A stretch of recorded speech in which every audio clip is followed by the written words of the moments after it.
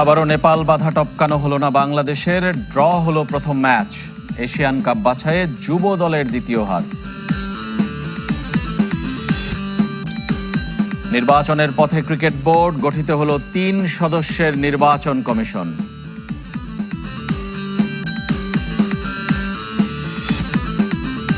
এমপিওটি ফুটবলের আড়ালে মানব পাচার, বিদেশে নিয়ে যাওয়ার প্রলোভনে কোটি টাকা লোপাট ফেডারেশন সহ সভাপতি।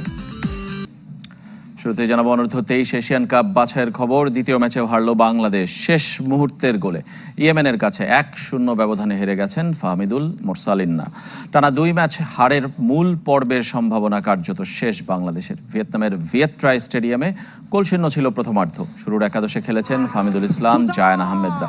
তানিল শালিক, রাব্বি হোসেন রাহুলরা নেমেছিলেন বদলি হিসেবে। দ্বিতীয়ার্ধে দ্বিতীয় হলুদ কার্ডে মুজিবুর রহমান জনি মাঠ ছাড়লে 10 জনের দলে পরিণত হয় বাংলাদেশ। ম্যাচের অতিরিক্ত সময় ছিল 4 মিনিটের। একেবারে শেষ মিনিটে গোল করে ইয়েমেন। বাছাই পর্ব থেকে 11 গ্রুপ চ্যাম্পিয়ন এবং সেরা 4 রানার্স আপ দল পাবে এশিয়ান কাপের ticket. Đây có thể xem là thời cơ của ấy. Phải rất chắc chiêu. 7 মাসের ব্যবধানে আবারও মুখোমুখি ভারত পাকিস্তান। ভূমিতে রোমাঞ্চ ছড়াচ্ছে 2 চির বৈরীর লড়াই। চ্যাম্পিয়ন্স ট্রফির মতো এশিয়া কাপের একই গ্রুপে ভারত পাকিস্তান। সুপার 4-এর মিশনে সঙ্গী 2 সহজ প্রতিপক্ষ। চির বৈরীর একই গ্রুপে থাকা অলিখিত নিয়ম। আয়োজকদের কাছে সবসময়ই প্রাধান্য পায় বাণিজ্যিক লাভ। একবার তো বটেই, 3 বার পর্যন্ত দেখা হবার সুযোগ 2 দলের। আর তাই গ্রুপের বাকি প্রতিপক্ষরা থাকে দুর্বল। এবারও ব্যতিক্রম হয়নি। এ গ্রুপের সঙ্গী স্বাগতিক আরব আমিরাত ও ওমান। সবশেষ এশিয়া কাপের চ্যাম্পিয়ন টিম ইন্ডিয়া। টুর্নামেন্টের ইতিহাসে সবচেয়ে বেশি 8 বার। 17তম আসরেও হট ফেভারিট ভারত। অভিষেক শর্মা, সূর্যকুমার যাদব, শুভমান গিল, সঞ্জু স্যামসনদের নিয়ে গড়া শক্ত ব্যাটিং অর্ডার। স্কোয়াডে হার্দিক পান্ডিয়া, অক্ষর প্যাটেলের মতো অলরাউন্ডার, বরুণ চক্রবর্তী, কুলদীপ যাদবের মতো পরীক্ষিত স্পিনার টিম ইন্ডিয়ার তুরুপের তাস। বুমরা, আশদীপের মতো পেসারদের নিয়ে নতুন করে আর কি বলার। সবশেষ চ্যাম্পিয়ন্স ট্রফিতে এক ভেন্যুতে সব ম্যাচ খেলেছিল ভারত।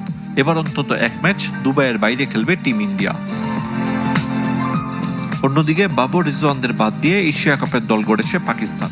অধিনায়ক সালমান আখার স্ট্রাইক রেট নিয়ে কিছুটা ভাবনা, তবে সায়েম, ফখরুজ্জামান, সাহিবজাদা ফারহানরা ব্যাট হাতে ম্যাচ জেতানোর সামর্থ্য রাখেন। ফিনিশার রোলে হুসেইন তালাত, খুশদিল শাহ, ফাহিম আশরাফের মতো ক্রিকেটার। তবে বোলিং ইউনিট সাদামাটা। ফর্ম বিবেচনায় একাদশে শাহিন শাহ আফ্রিদির সুযোগ পাওয়া সহজ হবে না। পেসার হারিস রফ, হাসান আলীদের সাথে বিবেচনায় থাকবেন সালমান মির্জা, ওয়াসিম জুনিয়র। সবশেষ 1 যুগ আগে এশিয়া কাপ জিতেছিল পাকিস্তান। সব মিলিয়ে 2 বারের বেশি চ্যাম্পিয়ন হতে পারেনি।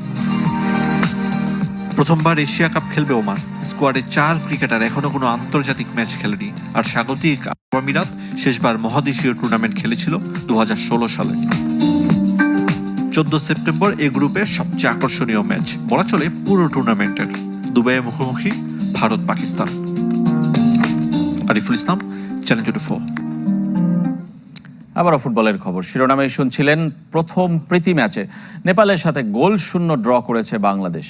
আক্রমণাত্মক খেলার চেষ্টা করলেও কোনো দলেরই ছিল না জোরালো আক্রমণ।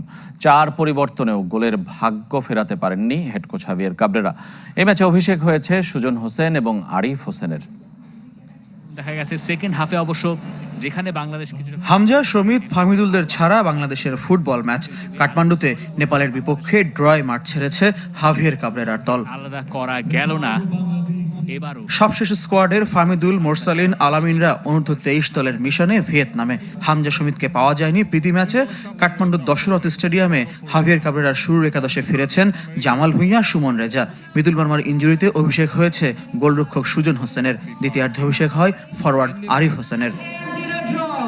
বাংলাদেশ ম্যাচের শুরু থেকে আক্রমণাত্মক খেলার চেষ্টা বাংলাদেশের, তবে আক্রমণগুলো পূর্ণতা পায়নি। কখনো রক্ষণকে ব্যস্ত থাকতে হয়েছে স্বাগতিকদের আক্রমণ ঠেকাতে। 10 মিনিটে স্কোর শিটের নাম উঠতে পারত সুমন রেজার, তবে অফসাইডে লাল সবুজেরও এগিয়ে যাওয়া হয়নি।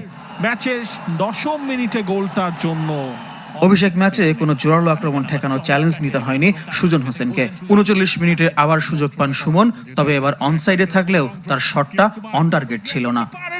শটটাও হলো সুমন রেজা।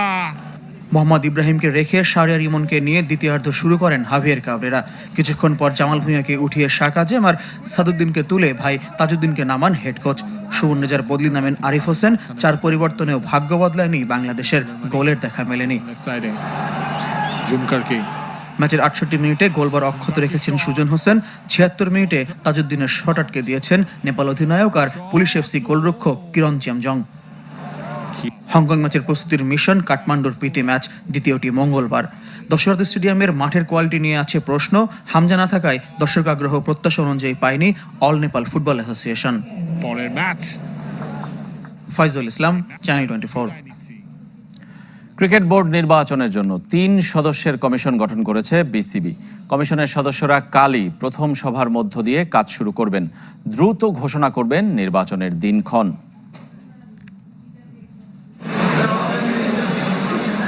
তামিম ইকবালের সরব উপস্থিতি, সভাপতি আমিনুল ইসলামের নির্বাচনে অংশ নেয়ার ঘোষণা, সরে দাঁড়ানোর হুমকি পেয়ে স্বরাষ্ট্র মন্ত্রণালয়ে নিরাপত্তা চেয়ে চিঠি, সব মিলে শুরু হয়ে গেছে বিসিবি নির্বাচনের উত্তাপ।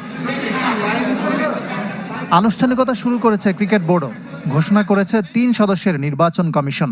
প্রধান হিসাবে দায়িত্ব পালন করবেন সুপ্রিম কোর্টের সিনিয়র আইনজীবী অ্যাডভোকেট মোহাম্মদ হোসাইন। বাকি 2 কমিশনার পুলিশের অপরাধ তদন্ত শাখা প্রধান মোহাম্মদ সিবগাতুল্লাহ ও জাতীয় ক্রীড়া পরিষদের নবনিযুক্ত নির্বাহী পরিচালক কাজী নজরুল ইসলাম। গঠনতন্ত্র মেনে স্বচ্ছ নির্বাচনের প্রতিশ্রুতি দিলেন প্রধান নির্বাচন কমিশনার। কালকে আমরা একটা প্রেস মিটিং করব, ওখান থেকে গঠনতন্ত্র পড়াশোনা করছি, দেখছি কিভাবে ইলেকশনটা ফেয়ারলি করা যায়।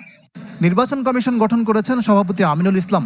তিনিও প্রার্থী হচ্ছেন বলে স্বার্থের সংঘাতের প্রশ্ন উঠতে পারে। যদিও কমিশনের সদস্যরা বিসিবির সাথে জড়িত নন, এমনকি আগেও এই পদ্ধতিতে কমিশন গঠিত হয়েছিল। ক্রিকেট বোর্ডের মধ্যে থেকে কাউকে নাম দিলে আপনি বলতে পারতেন। আর দ্বিতীয় কথাটা, এটা সবসময় প্রেসিডেন্টেরই, আপনি যদি লাস্ট 3-4টা ইলেকশন দেখেন, প্রেসিডেন্টই কিন্তু দায়িত্ব দেওয়া হতো। অক্টোবরের প্রথম সপ্তাহে নির্বাচন হওয়ার কথা রয়েছে। দিনক্ষণ ঘোষণা করবে নির্বাচন কমিশন। কেঁচো খুঁড়তে গিয়ে বেরিয়ে এলো সাপ। খেলোয়াড়দের বিভিন্ন অভিযোগের ভিত্তিতে এমপিউটি ফুটবল অ্যাসোসিয়েশনের সহ সভাপতি বদিউজ্জামান আল আমিনের বিরুদ্ধে তদন্তে নেমে মানব পাচারের প্রমাণ পেয়েছে চ্যানেল 24। সহযোগী হিসেবে বিদেশে নিয়ে যাওয়ার একই প্রলোভন দেখিয়ে বিভিন্ন মানুষের কাছ থেকে প্রায় কোটি টাকা হাতিয়ে নিয়েছেন তিনি। জয়সাগরের ধারাবাহিক প্রতিবেদনের দ্বিতীয় পর্ব আছে।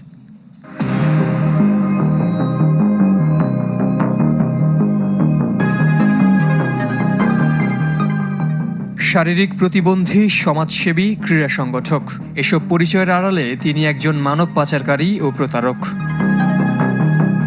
বদিউজ্জামান আল আমিন বাংলাদেশ এমপিউটি ফুটবল অ্যাসোসিয়েশনের সহ সভাপতি, একই সাথে sports and cultural society of